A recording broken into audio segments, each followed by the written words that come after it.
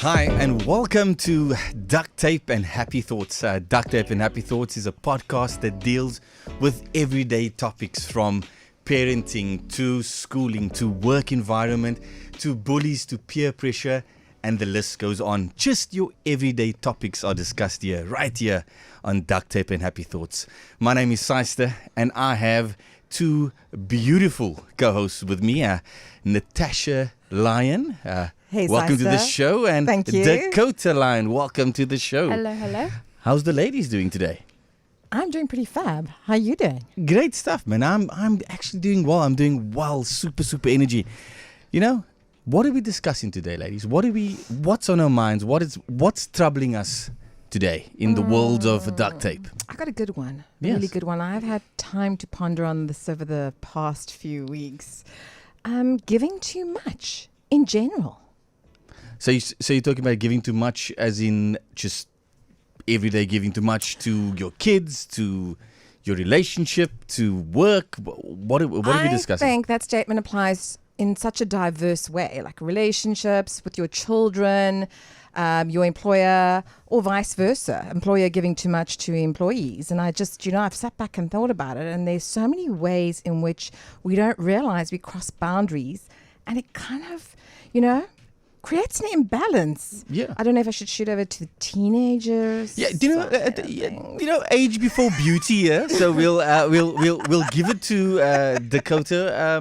Where should we start? Should we start with the younger generation? Sorry, younger. Yes, because I'm still very young. We all young. We all young. Yeah. So do you think that parents are giving too much to their kids these days? I'm not gonna lie, Ryan. I need a bit of context here. Okay, cool. Give me like a situation. Okay, cool. Let's take you for example, Dakota. Do you think that parents of the younger generation is giving their kids too much? So I mean, obviously, parents are wanting to give better than what they experienced in their life. The better schooling, better environment, better everything. Do you think that parents are doing that, and do you think kids think that it's sort of the norm these days? Well, if I have to think about my generation, I definitely think that unfortunately it is seen as a norm. Like, for example, I have a lot of friends that are always just able to go to their parents and ask for money and like not work for it. And if I look at myself personally, I've grown up in a home where I have to work for my fucking money. It's a good thing. But no, I definitely agree with the whole parents wanting a better life for their children than what they had. And I think that is one of the main reasons that parents don't often look at it as giving too much. They just look at it as giving their child a better life. Okay, so now let's break it down here. So parents are doing their utmost best to give the best to their kids. But in turn, are the kids learning the values of that gifts, of whether it be time, money? Are they knowing and getting to learn those skills of being mature about things? Can I answer that? Go- I think go for so. it, Tash. So Go for it, Tash. being a parent, and I think Dakota will back me on this. Kids going to the mall, for example. Okay, and a lot of kids want to go to the mall at a very young age, and no judgment with other people parenting and that. But I always had a rule, with my daughter, that if you go to the mall, you go in a group. And I come from, obviously, which influences me, a security background, that they should be old enough to go to the mall, and they should be old enough to accept that responsibility and accountability with checking in and all those things. And I had to deal with quite a bit of a fight. Yeah. But I think in hindsight now, it's actually understood.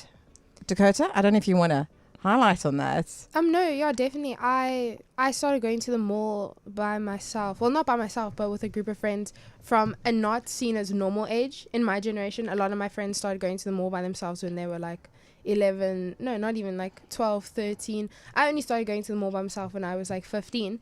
And I remember back then like wanting to fight with you about it and feeling like rage and so upset. But now that I look at it, it actually taught me more appreciation, and also I feel more responsible and when I go to the mall, I know my surroundings, I know how to work with my money, and it's just because I learned. You taught me first before sending me, you know? And No, that's so cool. Yeah, I mean that's fantastic. That's fantastic.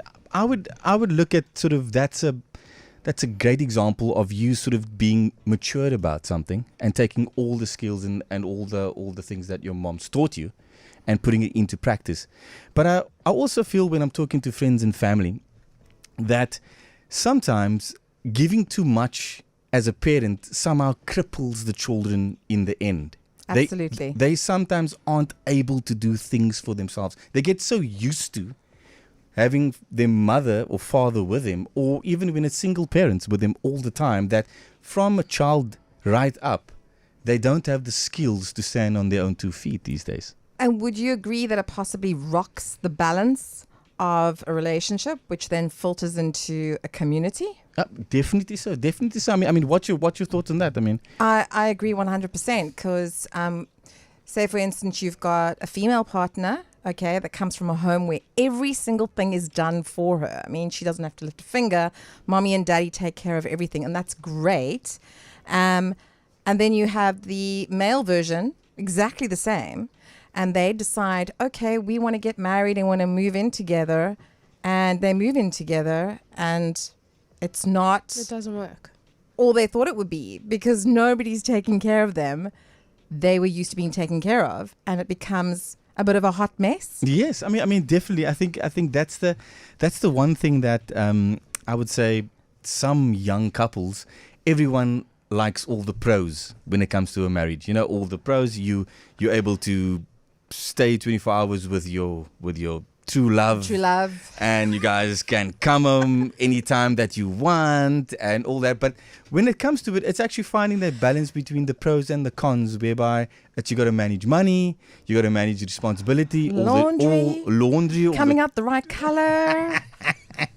all that. So I think like some couples they get married, and then they figure out that due to their upbringing of being sort of spoiled and be given too much, they don't have those skills to do things for themselves. And then they sort of look at the marriage going, maybe marriage wasn't for me. But in hindsight, it's actually marriage as a whole, you know, having that skills of building together, and sometimes they just want to throw in the towel. Oh, listen to that, eh? Yeah, Are you making notes? Are you making notes? Add anything in there, Dakota? No, I 100% agree. I think, especially like if I had to, going back to my generation and the youth, like unfortunately there is a lot of couples that now, even like I'm in matric, and there's a lot of couples where their parents still do everything for them, and then not even like them being married, but then just them in a relationship, you find that you start noticing little things in your partner that like bother you because not talking from personal experience, but that bother you because you're like, just pick up after yourself. But because it's been done for them their whole lives, they don't know how to do it. And then so sorry, she's bringing it up, and it's just taking me to a point where because of circumstances you also experience things differently. So coming from a single home would be different to like a two parent home, whereas us, for example, we became a team. It happened overnight that it just became the two of us. And we pretty much, from the age of 6, we were packing lunch together, getting things ready for school. So it does. Yes, it does. Yeah. So, sort of doing the whole routine. The whole routine. And I think that's where Dakota means that at her young age already, she'll start noticing those things. And it doesn't necessarily have to be a bad thing, because you can teach your partner like... Okay. Trying to teach your partner is one thing. Them listening to it is a completely different thing. Yeah, that's true. Yeah, okay. you know. Yeah. So I mean, at the end of the day, I think it's one of that sort of trial and everything. But that's only if you're wanting to learn. Some people are stuck in their ways and are unable to get themselves out of that hole. Completely. You know, and we'll take it sort of a couple of steps back when it comes to the parenting side of things. Is that, are we crippling our children if we're giving too much? I think we are. I do think we are. I think especially when it comes to cell phones. What age do we give the cell phone at? And do we allow the cell phones at the dinner table?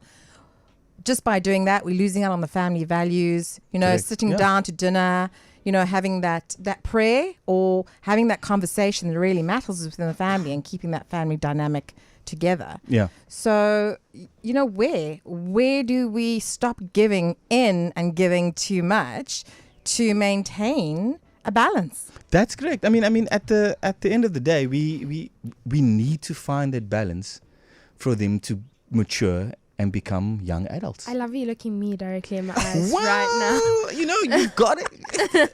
I try my utmost best. It's like, if I look you in your eye, it all might go sink into your brain, So, I mean, a simple thing is, I mean, we've also become natural as parents. We're just looking for the best for our children, Absolutely. We wanting to give them the best. We want to protect them as best we can and just sort of cushion this little baby. But we have to understand that this baby grows up, I don't know if you can still hold Dakota like a baby.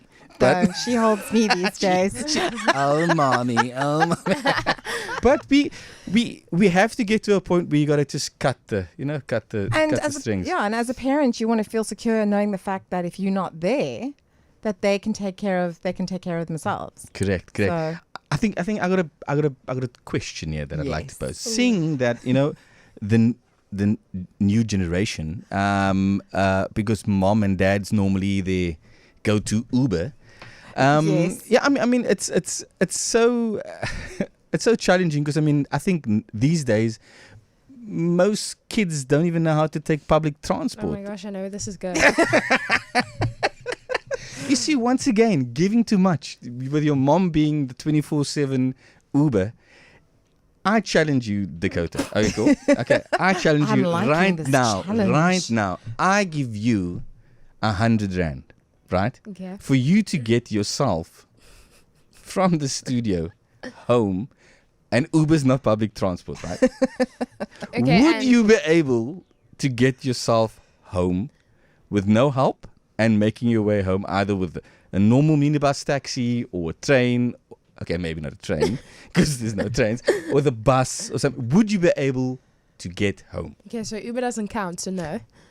So it's a flat out no. No, but I'll be honest, Ryan, that's just because, and I've been lucky enough to be privileged Yeah. to always have mom able to take me where I need to go. And I feel us as the youth, we do take that for granted because a lot of my friends will say the same thing to that question. They won't know how to get home. Yeah.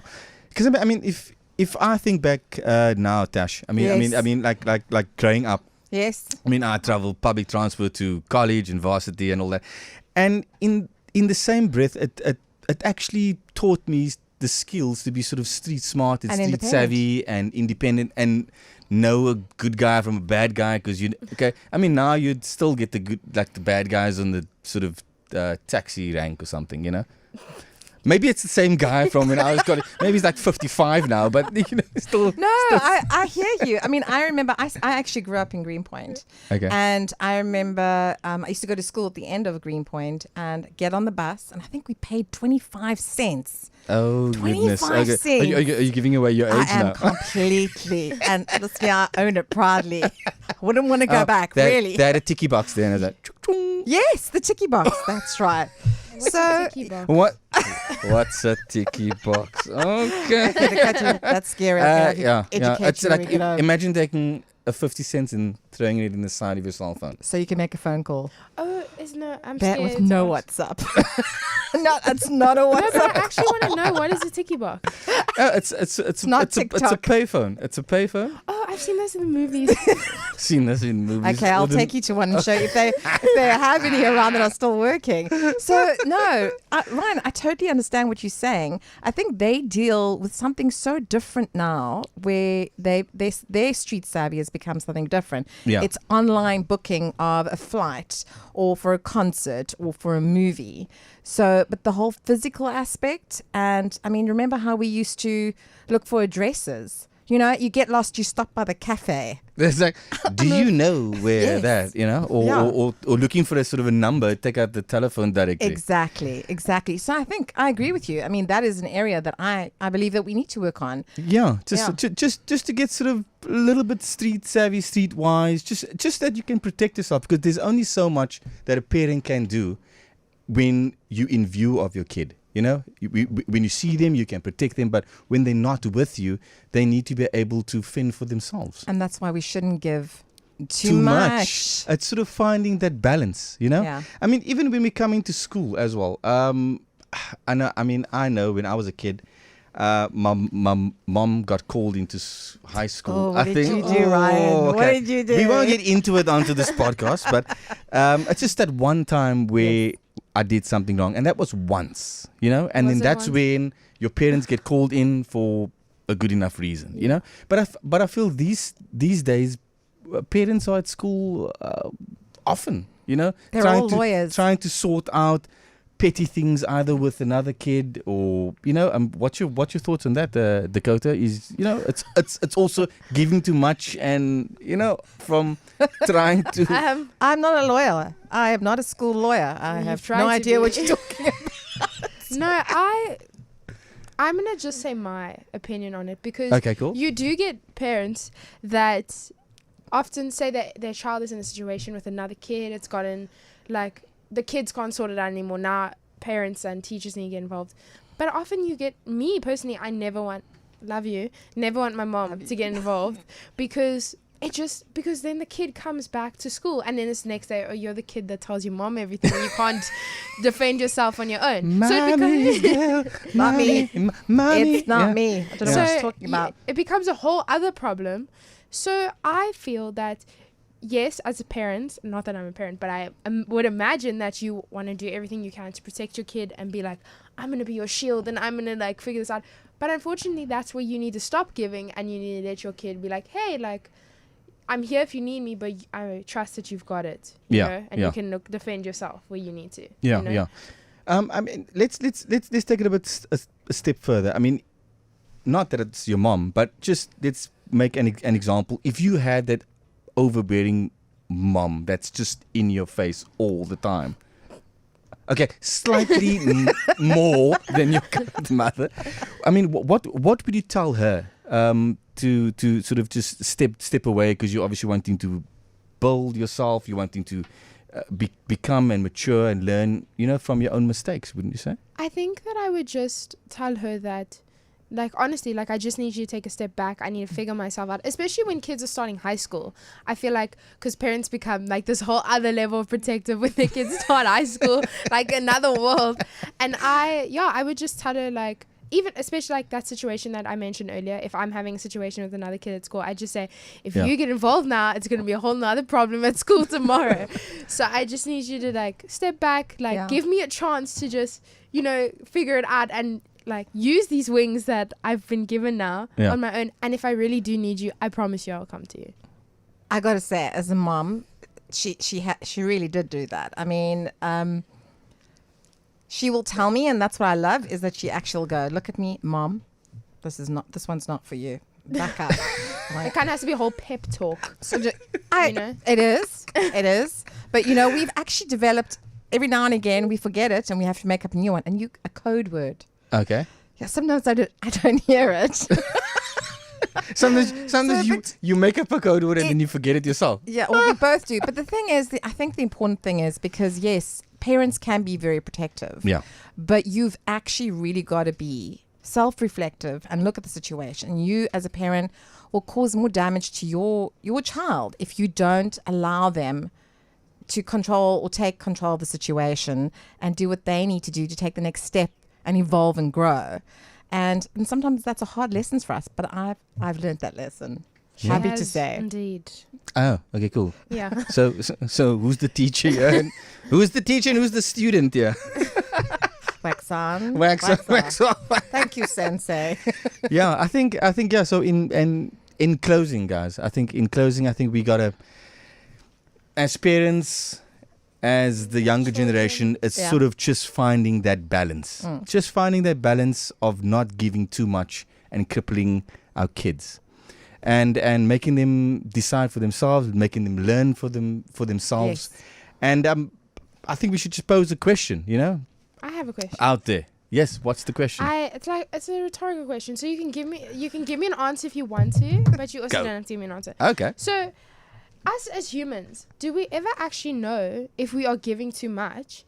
And when we realize that we are giving too much, why do we still continue to do it? That's a good Well, thank you, Dr. Dakota, there for that statement. one. Ryan, I pose that one to you. You can have that one. No. I mean, I have to agree with that. I mean, it's just something that we should just sit on, think about, Sleep on. and just know where we fall. Yeah. Too much, too little, or do we find Or in ourselves between. in the sweet spot A healthy medium. where we should be? I agree. Thank you, ladies. Thank you, Thank Cyster. you. And Cyster. that's Duct Tape and Happy Thoughts.